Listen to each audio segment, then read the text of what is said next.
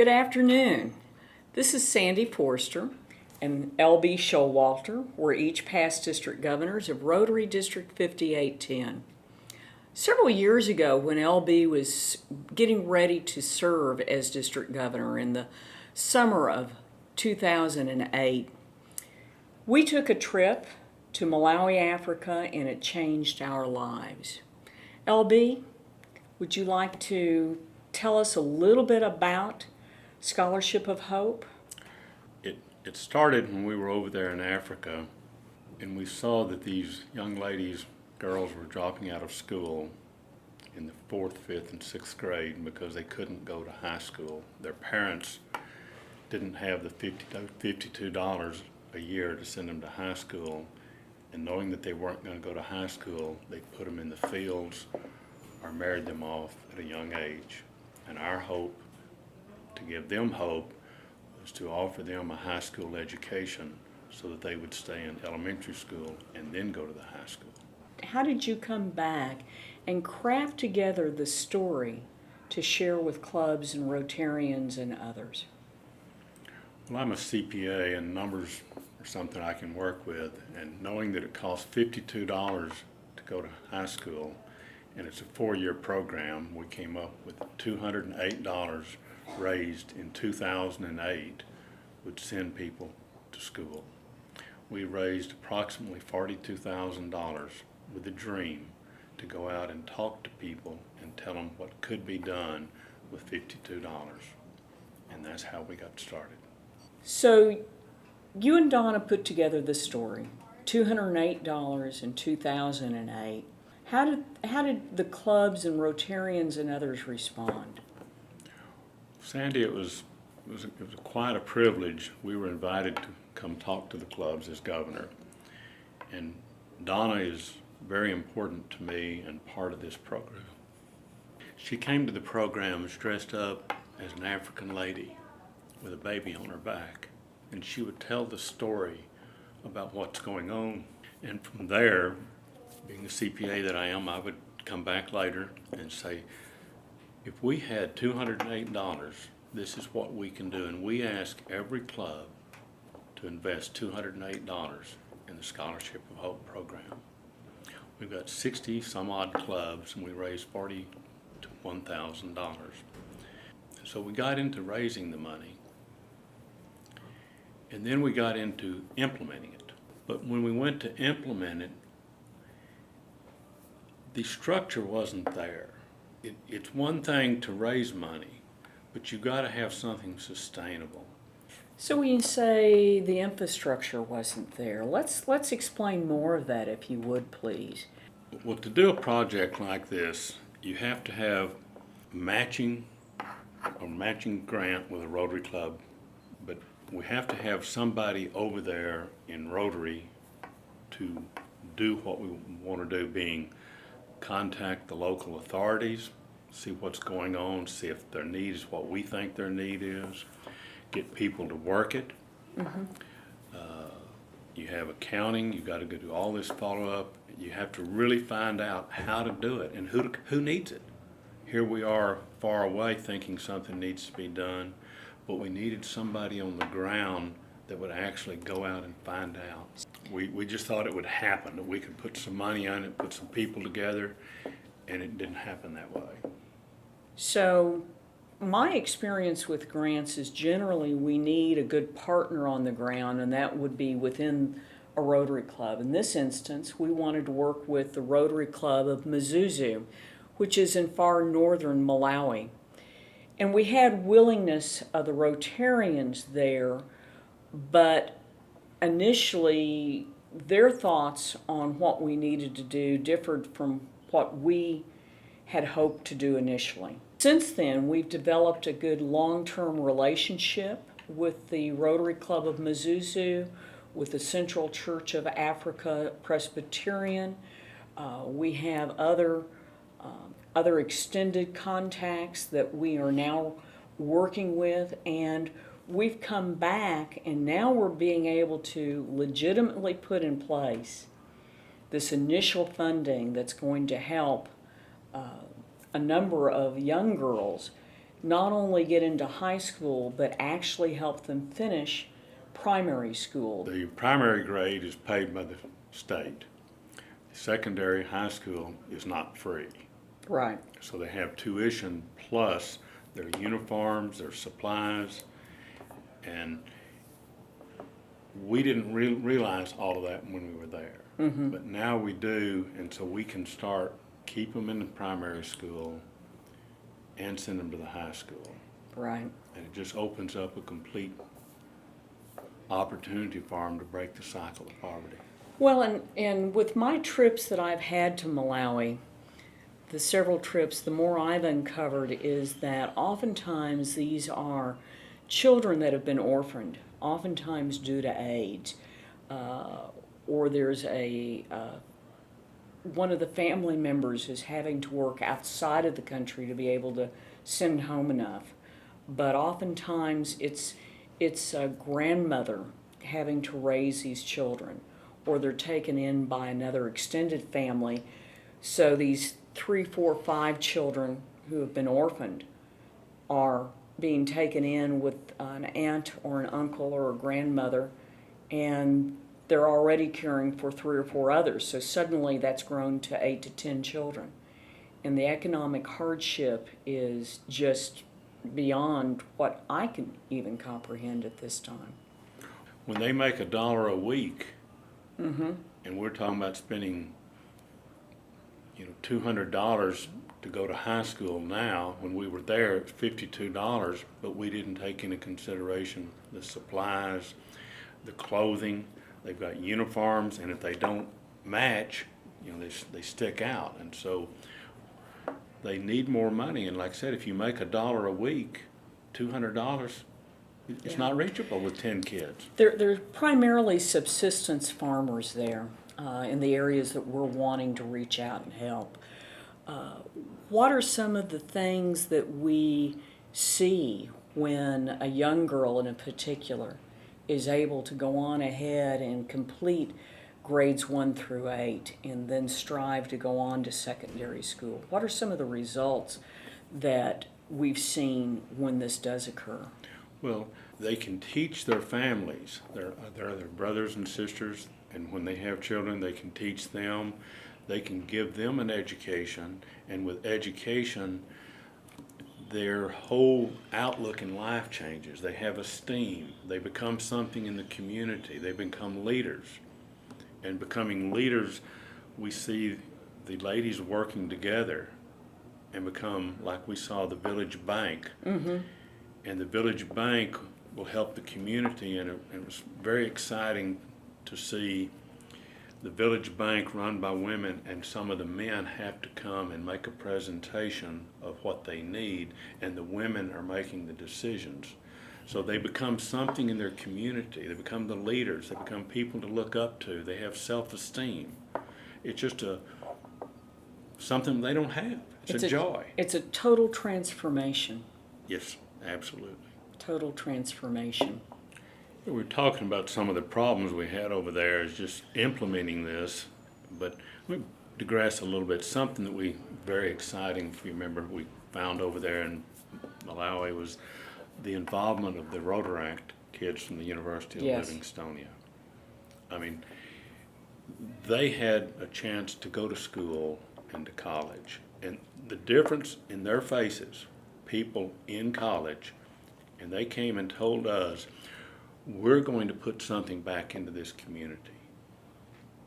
Rotary has helped us get a college education. Remember the girl that said she would come back and spend 2 years?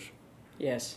She said, I want to be a teacher in Malawi and put something back in it. That's just a sidebar of something, the benefits of a program like this. Now what we're doing today is we have started a grant process. Would you like to sort of tell me a little bit about that or help me? What we're going to start out with is initially what we're calling a district grant. And what many people don't realize is that district grants can be both local and international. So this is going to be a district grant, which is a smaller budget. We're starting out with $6,000. 2,000 of that is going to be coming from several clubs in Rotary District 5810. That will be matched, we hope, if this grant is approved, with $2,000 from the district out of our district designated funds. And then $2,000 is going to come from the Scholarship of Hope Fund. So for $1, $2 additional dollars are being matched. So it'll be matched by the Rotary Foundation, and it's going to be matched by Scholarship of Hope. With that $6,000, we are going to see 15 to almost possibly 40 young ladies, and I say young in that they're primary school and high school students, will be able to go to school this coming year in 14 and 15.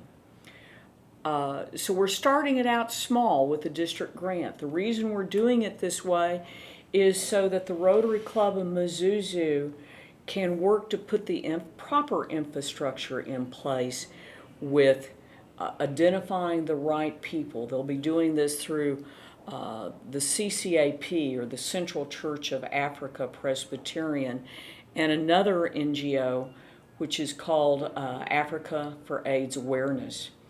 And Africa for AIDS Awareness addresses, they look and seek out a number of the children that have high-risk needs because they've been orphaned due to AIDS. So we'll be able to start out small and then build this. Our goal is that over this next year, it will provide the Rotarians in the Rotary Club of Mzuzu that time that is needed to flesh out the economics, the budget, the criteria for who will qualify, getting the right purchases made for simple things that we take for granted, but a pair of shoes, a school uniform, school supplies. So often when we have been in Malawi, we were seeing children share the same pencil across 4 or 5 students. We would see them sharing a small piece of note paper to do their homework on. So to get them the right school supplies, oftentimes they're having to get additional books because there's no library at the school.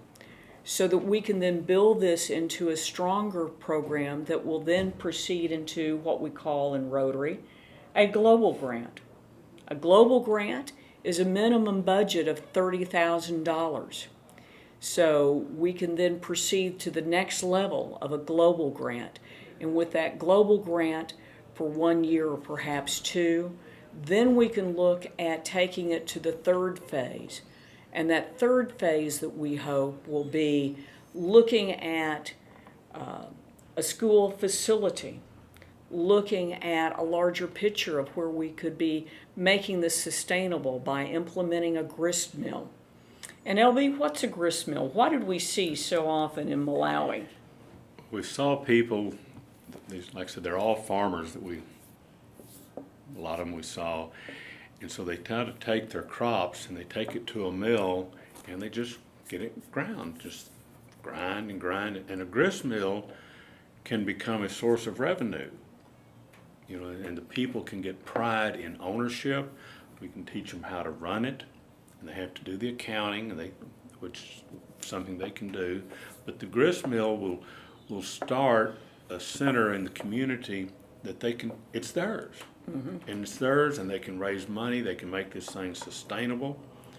And again, it gives everybody pride of ownership. Yes. And one of the other thoughts that we wish to explore is the possibility of having a water project with sanitation combined with this, where that water project would be irrigating fields and crops. Again, the produce can be not only used to help sustain these families and these orphans, but can also then, the excess can be sold and used to, again, be sustainable. So we're having to tie this entire project into not just donations and not merely a handout, But Rotary is insisting upon stewardship and sustainability, so the people that we choose to benefit will not only become beneficiaries, but they will be able to become proactive and sustain themselves and benefit others. Well, and once they become sustaining, we talk about these village financing, microfinancing, and they can put together money, and Yeah. they can loan money to each other, and we're talking about small dollar deals, $15, $30, $50. It doesn't, what we think is not big money, but over there, $50, somebody can make a crop for a year. They can raise some chickens, Yes. and again, they get self-esteem, they get value, and they grow. Yes. And it's not just a little Rotary project here, but we go over there and we implement with water, we got education, we got AIDS information, we get them involved, and we get different Rotary people in the program, and it's just something. It kind of touches upon almost all the 6 areas of focus that Rotary is emphasizing, which is water and sanitation, education and literacy. We're looking at economic development. Part of this also then becomes medical and health. We'll also be looking at maternal neonatal. This leads to Peace and understanding, and I was just thinking about while you were talking there, if we take this $40,000, or when we take the $40,000 and get the multiples of it, where we're going to take $2,000 and spend $6,000, if we can just keep matching that up, this becomes a significant grant, and Rotary has an impact that we dreamed of when we started the hope, and now it becomes a reality. Yeah, absolutely.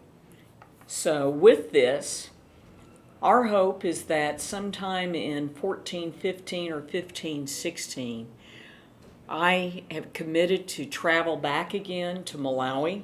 You're going to sacrifice again? I'm going to sacrifice Man. it again and go and help document what we're seeing with these changes from a small grant that's starting out at $6,000 to what we hope will then, and we know will build into multiple grants that have a greater impact and wider sphere of influence.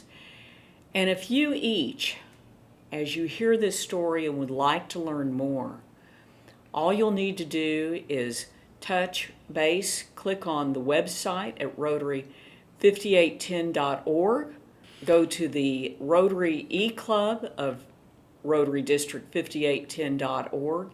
You'll be able to get more information. You can contact past District Governor L.B. Showalter or myself, and we'll be able to keep you current on what's happening. And more importantly, as we progress with this, if you'd like to be able to change a life for just basically pocket change, we'd love for you to consider donating again to Scholarship of Hope. To make a difference in the cycle of poverty. And what we take for granted over here, it just, you throw that away and start over. And you go over there like we were in one of these eco lodge Bush camps out there. And it's like what you see in National Geographic. Yeah. But then you meet the people and you see these kids whose hope can get crushed if they don't get to go to school. Yeah. And they pull them back in that 6th grade, 4th and 5th, 6th grade, and tell the girls, you're not going to go to school. And that's a bummer. I mean, and if we can tweak that a little bit, that's why it's important to offer something they don't have. And it's the hope we see and what we saw over there. And that's why it's important. The importance for me in completing this project is being able to know we have kept our word, our promise to each of these families, to those mothers, to those grandmothers, to those fathers that asked us. They asked not for us to do this carte blanche. They asked for help us find the means, help us provide the ability so that we can change and grow ourselves and make a difference for our own children. That's the importance to me, that we must finish this project.